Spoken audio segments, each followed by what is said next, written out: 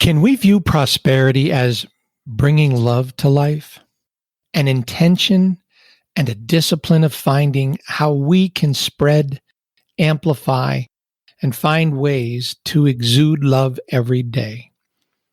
Allowing love to have space, tending to the garden of our lives to patiently plant the seeds and then tend to them until the harvest, possibly a harvest that's far into the future. Let's talk about it. This is Prosperity and Something Greater.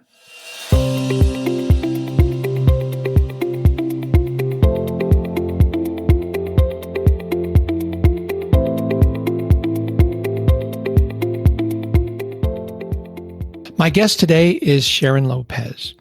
Sharon's an attorney who represents workers and plaintiffs in employment law, discrimination, and police misconduct cases. And she's the managing partner of her firm, Triquetra Law, located in Lancaster, Pennsylvania. And she recently served as special counsel for the Pennsylvania Human Relations Commission, where she prosecuted discrimination complaints before the commission at public hearings.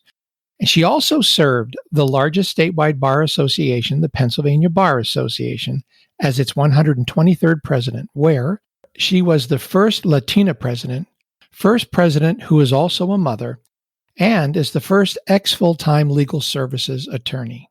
Let's meet my friend, Sharon Lopez.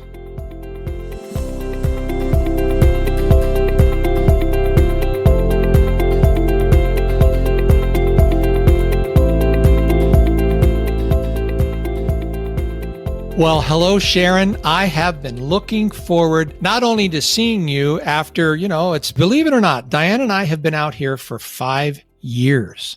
Wow. I know it does. It feels like 5 months, I think. And it's been a long time since we've seen each other. So it's just, not only is it great to have you on the podcast because you're my friend and because I just love talking to you, but also because I really want to share and understand more about your ideas about all of this, especially given, your life experience and all that you're doing now. So my friend, welcome to my podcast. Thank you so much, Rem. I am so happy to be here. And, as an avid podcast listener and somebody dedicated to your podcast every month, I listen to it. I've learned a lot about you, even though I feel like I knew you pretty well beforehand. And of course, Facebook has allowed us to continue that virtual friendship. So I keep track of you and your kids and your wife. And it's great to see you in real person today. I'm happy to be here. I'm real excited. Oh, good. Well, and then you're talking about Facebook, and I, here's the thing. There's a lot wrong with Facebook. There's a lot, whatever. But my personal Facebook is an absolutely delightful place because the only people that are on there are people that I want to be on there, at least that I view, that I see. And you certainly are one of those folks. I remember one time you were running and you were like, come on, guys, cheer me on more. So like now when I see that you're running, I'm like, I feel like I have a personal responsibility to cheer you on with all of the running that you've done, how healthy you are with all of that. So thank you. Thank you. I'm walking. I'm not a runner yet. And I don't know if I have that aspiration to run so much as you do, but I am walking every day. And so that's been wonderful. One of my friends, another podcast this season member, Dr. Mary Beth Crane, has said, exercise is the best drug there is. And I'm going to attest that that's true. Sharon, let's just jump into this. So, I've been watching your career, your legal career. Folks don't know this, and you, of course, would never disclose this, but I had a little kerfuffle many, many years ago, and I needed a little bit of help from a lawyer that had your area of expertise, and you were just marvelous. So I'd like to thank you again for taking care of my kerfuffle, as we'll call it that. So thank you.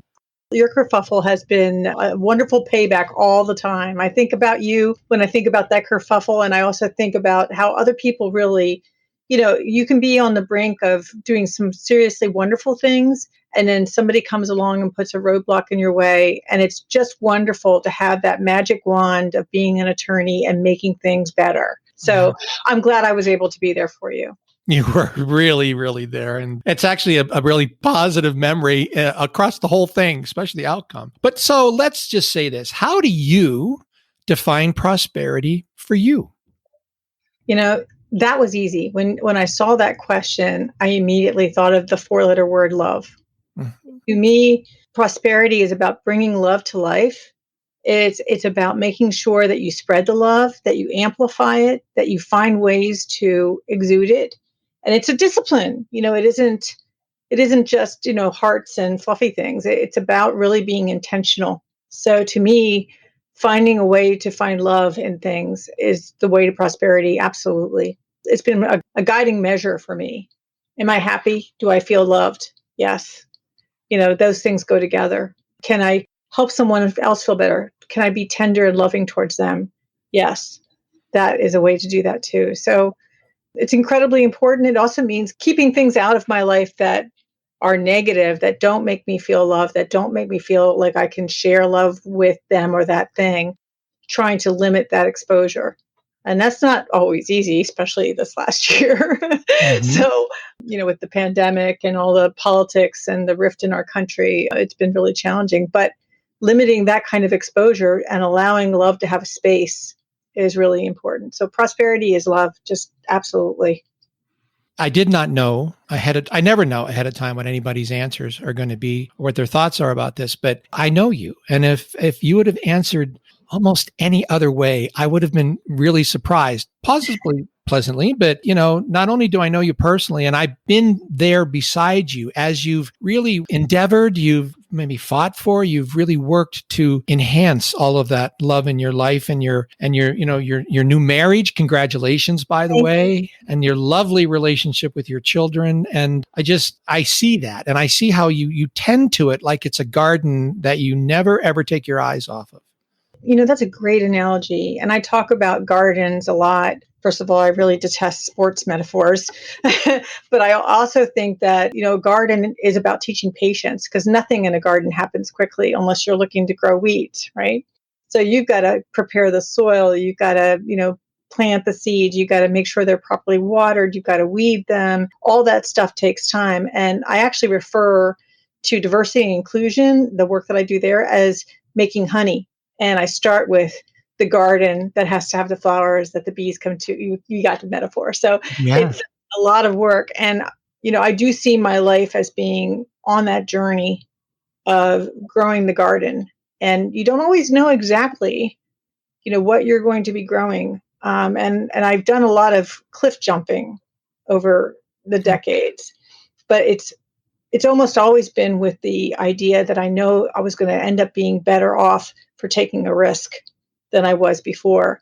And that's part of the garden growing too, right? You have to take the risk to plant and invest in the season to see what happens. You never know. You never know.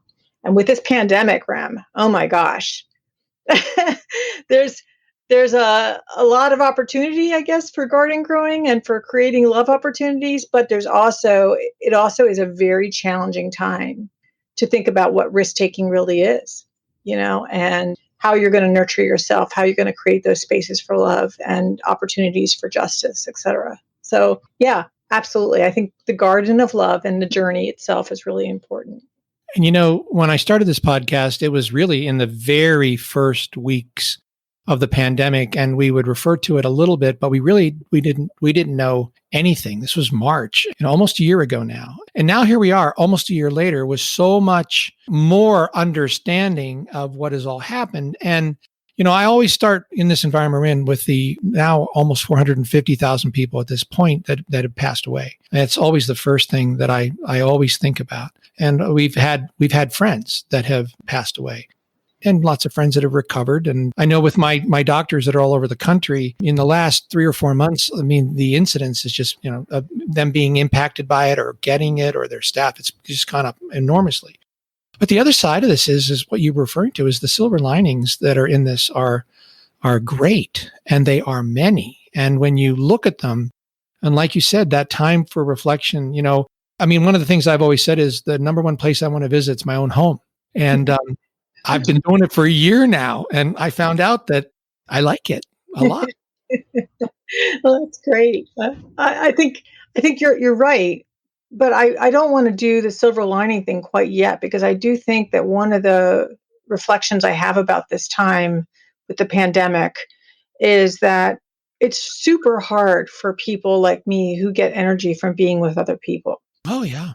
as an extrovert, as somebody who gets my energy from being with other people, the Zoom stuff is great. FaceTime calls are great, but I have to really be intentional about making connections to protect myself emotionally, socially, and to feel connected to people, because it's just so critical for my energy level. Hey, I'll reach out to you after this, and we need to set up a Zoom wine tasting. We need to have a little. Okay, deal? Is that a deal? Deal, deal, Okay, good. deal. I'll talk to Diane, and we'll get it on the calendar. And it's interesting, Sharon, because that is the one thing. Like again, I talk every day to people all over the country, and it's the number one thing that's really on their mind personally. Is boy, this has been a long time, and this is isolating, and it's complicated, and it's difficult. It is. And you deal with grief and loss. I mean, I know we're talking about prosperity, but you deal with I've lost, my ex-father-in-law died in February 11th last year, right before, the pandemic really hit. I lost my dear friend from high school, Ann Sensenig, who was also an employee of mine, in April. I lost a dear friend, Amber Racine. And so, when you think about, I mean, I'm only 60 years old, and I lost 3 dear people in my life in 1 year, where I couldn't go hug, I couldn't go be with people, I couldn't hold people's hands. That's been a really challenge. I think that is the biggest challenge for the pandemic. And none of those people died from COVID, but it's about being separated from people that is really challenging. Yeah, So when it happens, yeah, I know. Well, let's go back a little bit now, because you've had some firsts in your life. But, what was the defining moment or event really that brought you to your career? I mean, tell us your story. There's no one. My son who's a lawyer would tell you that I talk in threes. And so I can think of or early on in my life, as an oldest child of 3 children, a child of an immigrant, of somebody who had learned English and come to the United States and got their degree and all that stuff and got a master's degree. He was very accomplished. My mother was very accomplished. People thought I was going to be a lawyer growing up, and I was very resistant to it. It wasn't until I was dealing in my young adulthood with the issues of my childhood family, my family of origin, where I had played a role of protector in a rather dark, abusive home. And my therapist said to me, that's imprinted in you, Sharon. And you better find a way to use it positively, switching the tetrahedron around, rather than trying to push it down, because it will always be there. It's like part of who you are. She goes, have you thought about jobs and careers that would allow you to exert that kind of position, like a lawyer? And I immediately blew her off and said, no, I don't want to be a lawyer. But as my next opportunity then came when I was working with people living with AIDS in Lancaster County in the 80s, when it was a gay disease. And people were dying. And for why? There was no healthcare system. There wasn't any opportunity for healthcare, and education wasn't happening. And I saw that people without opportunity were being discriminated against and being, marginalized. And I thought, I need to do some advocacy here, and I thought about, well, what could I do? If I was a lawyer, I could do something. And then finally, when I was working as a home school visitor, when I was pregnant with my second child, Jody, I was in a home of a young Black woman who was a mother who was very poor. My job was to get her child to school on time. And, what was my resource I was giving her? Coaching, an alarm clock, and a reminder. No other resources. And, I looked at her situation. I said, this is crazy. How can I possibly be giving her authentic, credible support without any more resources? And I thought, I need to be able to do that. So that's when I decided pretty much to be a lawyer and go to law school. The next year I applied to school and got in. So that was it. I just think smart, strong people who know how to get things done have I don't know if I would use the word responsibility. I'm always careful about laying things on other people, but there's such a need for people that can help others like that. And for you to take, all of those values that I know you hold so dear, and to be able to advocate and take care of others like that. I mean, it's just and it's a wonderful thing. But I love that about everybody listening to this, make sure you're you and your children listen to that story about this is part of you. This is inside of you, and you can't do anything about it. It's, other than recognize it. How could you use it? I mean, that's brilliant. It was brilliant. And having her tell me the imprint was with me and not to fight it. It was like Zen, you fall into it. And that's exactly what I realized at that point. I need to use my advocacy, my protection that I feel for people in a different way. So social work was a natural stepping stone, but there were inadequate resources. So to me, law school, was really the resource provider for getting that sword, getting that shield, and being able to do that work that a protector does.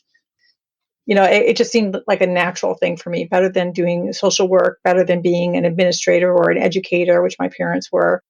It just seemed like, okay, I'm going to go do this and I'm going to go change policy. I thought I was going to be a policy wonk and do, legislative work, policy working, writing. Didn't turn out that way. But but that's what I thought I was going to do to change the world. Well, and you're still, you're the first Latina president of the Pennsylvania State Bar Association, correct? Do I have that right? That is correct. That's correct. And by the way, way to go. That's my friend. That's just great. What's another way of, on a broader scale, helping, right? And leading your fellow attorneys to this kind of advocacy, I guess. What are your thoughts on that? Being a state bar president was a lot more complicated than I thought it was going to be. Mm-hmm. So I'll start with the simple answer and then hopefully get to the more complicated answer. What is that all about? What that was about was a cliff jump. Here I was, being encouraged by all my friends and pals at the bar. Hey, you should run. You should run. I'm like, yeah, I'll do that someday. That's for people who are totally connected in the bar and do all this. Oh, you do all this work. You should get, run. So that was happening, but I was sitting at a meeting, literally, this is just like the way it was. It's like all the ground had been softened with the water from the rain. The garden was ready for the seed. Okay.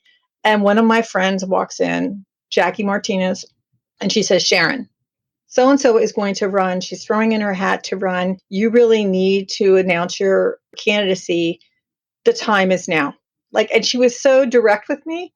And I thought, when someone comes and tells you the time is now, you should really pay attention to that. So I thought about it. I thought, what really do I have to lose here? If I don't win, I don't win. If I win, then I get to be a voice that amplifies the things I care about. And that was important to me. Diversity in the profession and civil rights in the profession was very important to me. So I was like, okay, pay attention. Someone's trying to tell you something. Time to plant a seed. So that for me was the long story. The short story really is that I do care about diversity and inclusion in the profession and everywhere. It is what I do as a civil rights attorney, as someone who does employment law. And I wanted to make sure that the Bar Association that I was very, very committed to also remain committed to that. And there were some questions coming up about whether or not that was the direction we were going to go. And I thought, you need representation. Sometimes it takes representation from a particular group to be able to move the needle forward. And it was time. So that was the shorter end of it. Commitment to diversity and inclusion in the Bar Association. And I'm really proud of the fact that I am the La Primera Latina Presidente, but I'm also very proud to be the first mother president. The other women who preceded me were not mothers. They were, they had pets and things like that, but not children. And I started law school with a 6-year-old on my hand and 18-month-old on my hip, So it was a different experience to go to law school with 2 kids than it was to go to law school all by yourself and with, the basic supports of supportive culture and government and that kind of thing. For me, the whole being a mother was huge, and Latina was also huge, but being a mother was really huge. And with the legal services bent, civil rights bent, that was also new. So it was an important time for our Bar Association, and I'm happy to say that I felt very embraced throughout that whole process. That's great. You made me think of my own mother. So my mother went to Penn State. She went to college. She is now a retired legendary music educator in central Pennsylvania. She taught everybody there went Mrs. Jackson, then Mrs. Coldiron. They've known her forever. And she went to college when, she would drive the 24 miles over from Phillipsburg to State College to the university, for years while my brother and I were going to school. And when my brother went to, I guess it was first grade, he went in and he asked the other kids, he goes, "What college does your mom go to?" They're like, "What are you talking about?" He goes, "Doesn't everybody's mom go to college?" Isn't that great? That's so wonderful. I know. I love it. Now, so listen, we all have challenges. We all have these things that trip us up along the way, on our daily journey. What is it you have to watch for and take care of yourself? Yeah, well, I think we covered that a little bit in the beginning. I need to be intentional about my social connections, especially during this pandemic. And, my kids know this about me. I have this saying, if there's only 52 weekends in a year, so you better make sure they have something going on in each one. But you can't do that during a pandemic. So taking care of myself socially. But, right now, I have to say the thing that has been most challenging for me has been anxiety and a lack of sleep. There's just a lot to worry about. And it becomes part of your psyche, especially here in the East Coast. You don't know about this, Ram, but we're having these weather issues. Oh, I watch it every day. Cold and it's nasty. So when I can't get out and run, and I run indoors with my elliptical, but when I can't get out and run, it really impacts my ability to sleep. It impacts my ability to calm myself down with the anxiety of the day. And some of it's real. Maybe there's deadlines, and some of it is just my brain that will not shut down. So that is my biggest challenge, is being able to control that and get the medicine that I need, which is, the running, the exercise, the prayer, the meditation that happens during that process, the cleansing of my mind, listening to other people's podcasts during my run, listening to, white noise or brown noise, or just singing to myself. I know there are times when I have been running where I actually start feeling like I'm in a connection spiritually that I don't have otherwise. And I let myself feel it and express it physically. And it's amazing. But without the running, especially during this kind of season of cold, it's particularly challenging for me to sleep. And that's a big challenge for me. Well, I'm working on my book, my third book, Your Best Day Ever. And, you've heard me talk about this on the podcast, where having that personal relationship with your subconscious mind and creating that little vault where the things go so you can protect yourself at night and sleeping and while working on it all out and processing. But, let your subconscious mind do it. Let your conscious mind take a break. All I can tell you is even Diane has started to do that. That's a big deal, because when Diane actually takes advice that Rem has, he's like, well, that must be actually some of the good stuff. And she's reported, as so many people have, that's been helpful. So just a little offer there. Thank you. To think about that, because, your conscious mind has a job. Its job is to fix things and solve problems and to take care of you and watch out for you. And it needs a break. I agree 100%. That's my biggest challenge, though. It's my own psyche is my biggest challenge. I can control other things. I can't control the people, but I can control the things I do, how I react to things, what I do. But when I'm sleeping, or trying to sleep, can't turn it off. So that's a big challenge for me. And I do have little things I try to do to get myself to that space of being able to sleep, but it doesn't work 100% REM, So sure. Me neither. It's not 100%. It's about 98% for me. It's pretty good. That's good. Yeah, no, really it is. And that's coming from a person that would wake up at 3:30 every morning and be like, mind is racing, working the things and thinking, I can't take this. I hate it. And then trying to go back to sleep. And I hear you. I hear you for sure. Hey, so that leads me to, and you've really talked about your strategies, but so people that are listening, Sharon, everybody wants to find their own version of, prosperity, which, after the first season, I think the word is often happiness. That's certainly a big takeaway that I had, was prosperity is, happiness, freedom, love. I think you're one of the first ones to really bring that so much to the fore, believe it or not. I find that kind of interesting. But what advice do you have for folks that are, they're just all in this together? What's your best piece of advice? The easiest response to that is the physical one. I'll start with physical. So physical one is exercise, whether it's walking, elliptical, yoga, whatever it is, do your body mind discipline and make that a part of your life. It just is like a part of your life, brushing your teeth, getting out there and doing that exercise. So that's the one thing.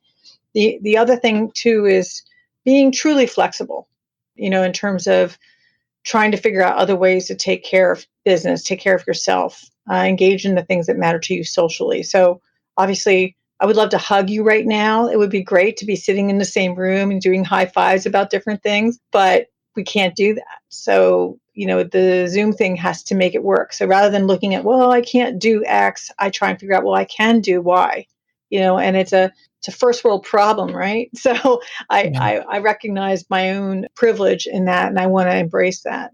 And then the third thing really is, and this is the hardest one. This is the one that is the most challenging. It's self-awareness. You want to achieve a strategy for creating real change, hope, and love in your life. You must be self-aware. And as the saying goes, it can be, well, I won't say the actual word, but it can be a real challenge. Let's just say it starts with a B. So it's self-awareness is once you are aware of something, well, by golly, you got to do something about it, right? So whether that self-awareness is, look, I'm resenting somebody because I feel put down by them. How do I find a way? I need to find a way to express love, even if it's opposing counsel or if it's a relative that doesn't know what's going on in my life or something like that.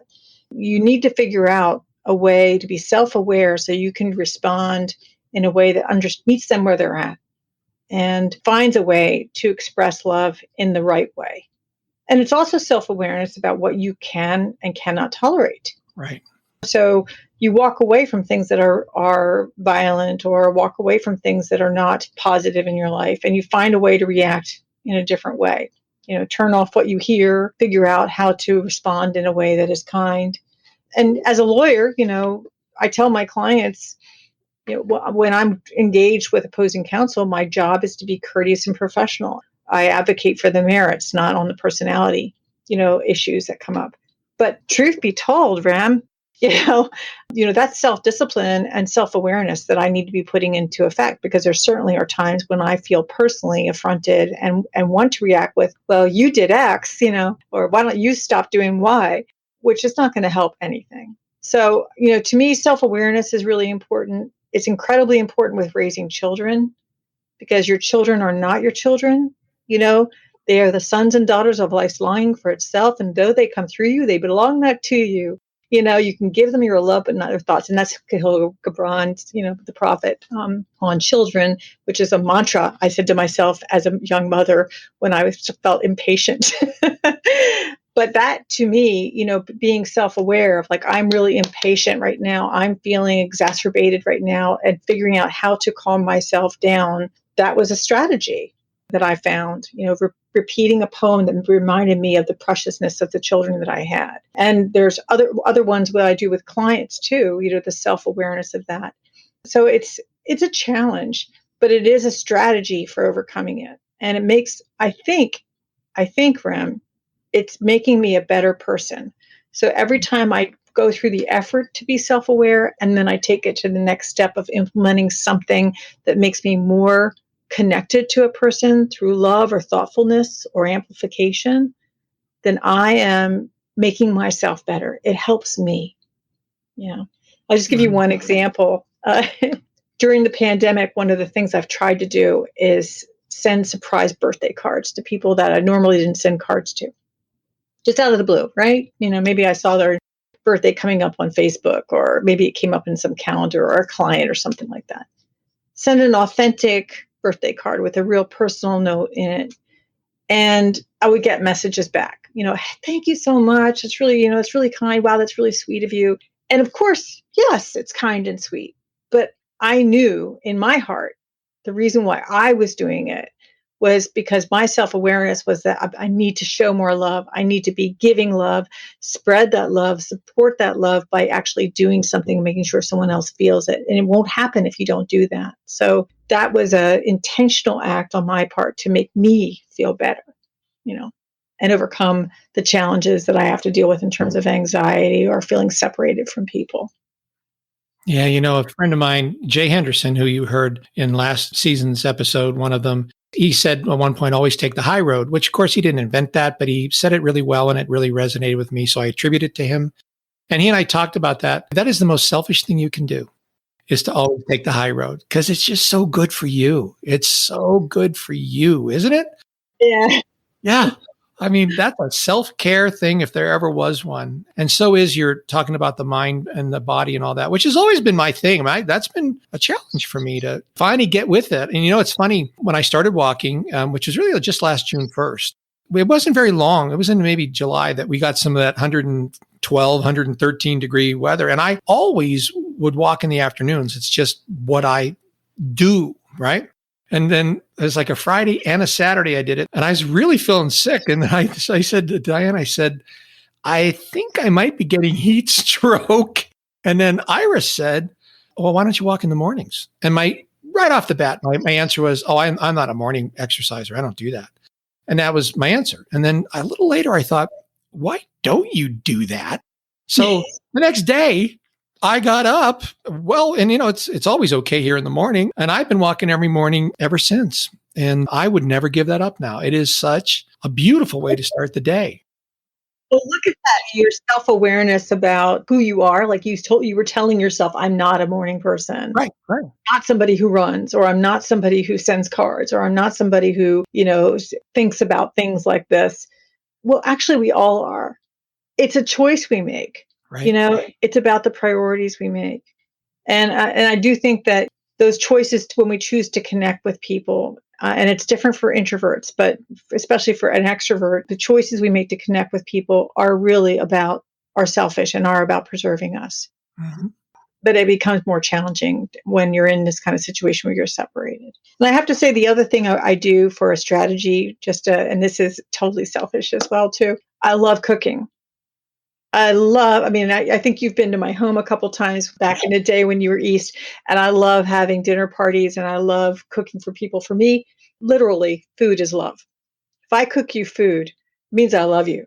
So. I feel good then. I can remember sitting around your pool and a lot of good food. Yeah, just a lot of, but that's limited right now. So you have to find other ways to show love to people and connect with them. Oh, it matters. It really does. And it's interesting. I did not know this, but I was born in 1962 as well. So also, you're 1960 because you said you're 60 years old, right? I'm 60 years old. Yep. Yahoo! Yep, Me too. 60. 1960. Yeah. Here we are. 50 years old, which I remember a time was what old people are. And I feel like I'm really just, opening up, more and more of that, more of myself and my awareness, and unlearning things that as kids we learned. And, and the things that happen in the world today, I think are helpful to me on that journey. So Sharon, you knew this question was coming. Here it is. If you were a toy, what toy would you be and why? Well, 3 toys came to mind, Rem. I'm consistent, if nothing. So I went with, Lego. I remember Legos in my when children were home, all 4 of them loved Lego, and you could create anything. I thought that, that's kind of neat. And I thought, no, it's too rigid. It's too confining. Not as fluid as I tend to be. And so then I thought, well, you know what? That string that you use with Cat's Cradle. Now, you and I are the same age, but you're a boy. So did you play Cat's Cradle with the string and the little knots and all? Okay, exactly. And so it was something you did with other people. And it was, creative, and there was kind of like songy about it. It was kind of musical to do it. I thought, well, that's kind of me too. But it seemed also a bit confining because it was just the 4 hands. And so I ended up with Slinky. The metal one, not the plastic, the metal one that goes down the stairs that just takes a little bit. Yeah, real one. A little bit of encouragement, maybe a push from somebody or something. You never know which direction it's actually going to go, But, there it is moving along, but it requires somebody else also to be, putting momentum into it to keep it going. And I think that was where I landed in terms of the toy that I think represents who I am as a personality. And that was always a magic trick watching it come down the stairs that no one ever got tired of. And like I said, I mean, that's the only thing Slinky ever really did, but it really did it well. It was so much fun. Yeah. How do you do it? So, hey, what's a great book that you could recommend to everybody? Well, I'm going to do 3. Okay. Yep. So a really good book that helps transform the way I do social change is a book called The Metaphysical Club. And it's a, rather dense book. It's about the Enlightened era, post-Civil War, where, existentialists were getting together and talking about their experience, especially as abolitionists, and, doing the extreme thing of killing people to free people. And Oliver Wendell Holmes was actually a part of this group. And that message, if you follow his legal work, passed on to his work as a justice. He became much more of an incrementalist. Nothing too drastic, nothing, too overwhelming, because there's a recognition that, maybe killing someone in the name of freeing someone, maybe that isn't quite the thing to do. So there was a lot of existential questions about that. And so as somebody who did social change work in a lot of different movements, I thought, you know what? Maybe I need to be approaching some of my change work in a different way. And so I started changing that. It was around 2000 when I read that book, and that really changed how I approach social change with domestic violence work and with the anti-poverty work. Do you remember the author's name? It's some French name, Menard or something, but I cannot, I can look it for it. The Metaphysical Club. The Metaphysical Club. It was about, post-Civil War existentialists in Boston, bunch of men getting around talking Unitarians, no doubt, Sure. The second book, and this is more whimsical, which is The Myths of Avalon by Marion Zimmer Bradley. She does fantasy work, and this particular book is about Maid Marian, who, of course, is the sister of King Arthur, and it's written from her perspective as a Wiccan, if you will, somebody who does pagan worship. And it's 3 different volumes in one book about her life and journey while her half-brother was becoming king and discovering himself and all that stuff. She's discovering her own power and her own connection to her country and to her spirituality. And it's very visual, so I think I've read that one. I read that one maybe every single break during my law school career. So, 6 to 8 times, because there were other times on the beach when I read it too. So I've read it probably a lot. And it has great imagery. Just love it. I'd encourage anyone who wants to read about King Arthur's Round Table and then wants a different perspective to read that book in particular. It's very empowering as a woman. I just can see you like starting that book for the 5th time with a smile on your face thinking, I'm going on a journey and I know where I'm going and I can't wait. That's fun. I did that with The Hobbit and The Lord of the Rings. I would be like, here we go. It's great. Reading stuff is fabulous. And the same thing with movies. I mean, my husband gets like, why do you want to watch that movie again? I said, I just love it. Like, I can't tell you. I think I've watched Downton Abbey 6 times. But anyway, the third one, and probably the one that is most spiritually connected to me, is Alice Walker's Third Life of Grange Copeland. You can see this. The readers can't see it, but this is a well-worn book, just a little tiny book. Most people know Alice Walker for The Color Purple. She's written a couple of famous books that have been turned into movies. But this book is about a man who is African-American, who is quite abusive to his family and ends up, that family falls apart. He leaves. He goes out in his second journey, his second life, has some, self-awareness and revelations, and comes back after his child dies and leaves his grandchild an orphan. And he ends up having to raise his granddaughter. And that's the third life of Grange Copeland.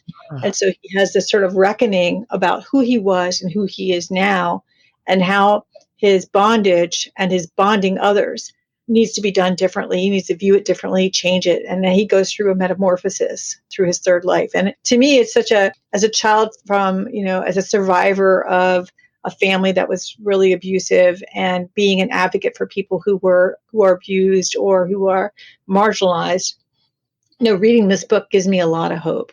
It means like the offender can become self-aware and change.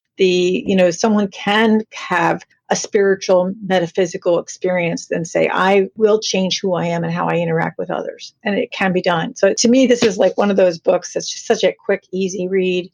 And it reminds me of hope and that there is love in the world. And the love is really the most important thing.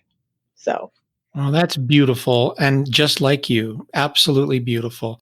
I have enjoyed our long friendship, and for this podcast to give us an excuse to do this and now set up a Zoom tasting call before you guys make it out to Vegas to visit. I'm just so happy we did this. Sharon, thanks so much for spending the day with us. And I'm going to let you go so you can go back and stand up for everybody else today like you always do every day.